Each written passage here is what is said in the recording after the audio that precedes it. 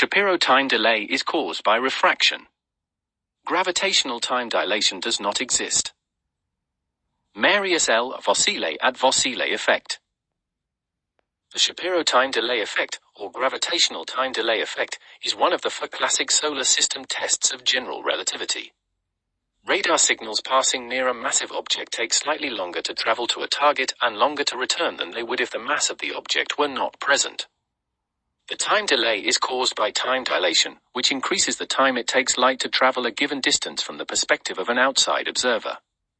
Throughout this article discussing the time delay, Shapiro uses c as the speed of light and calculates the time delay of the passage of light waves, or rays, over finite coordinate distance according to a Schwarzschild solution to the Einstein field equations.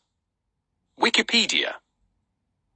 And, just like Einstein, he completely ignores refraction, which makes his whole calculation wrong, because he does not understand basic physics, which require to take into consideration the index of refraction of the medium, which slows the speed of light, and of radio waves, electromagnetic waves in general, each time the wave enters a medium.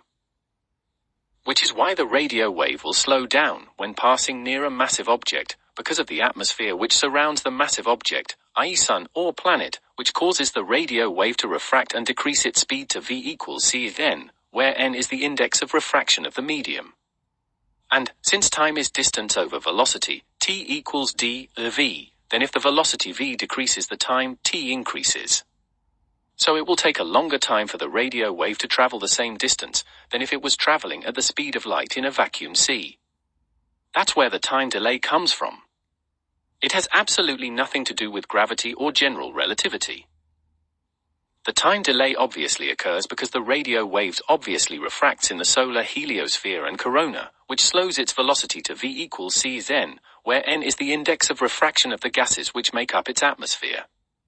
But the solar atmosphere heliosphere is not uniform. It has many layers with different densities and indexes of refraction, just like the Earth's atmosphere. That's why the change in velocity will vary depending on the layers in which it refracts, and it will be slower in the layers closer to the sun where the atmosphere is thicker. Shapiro, being ignorant of refraction, simply confused the effects of atmospheric refraction with those of gravitation.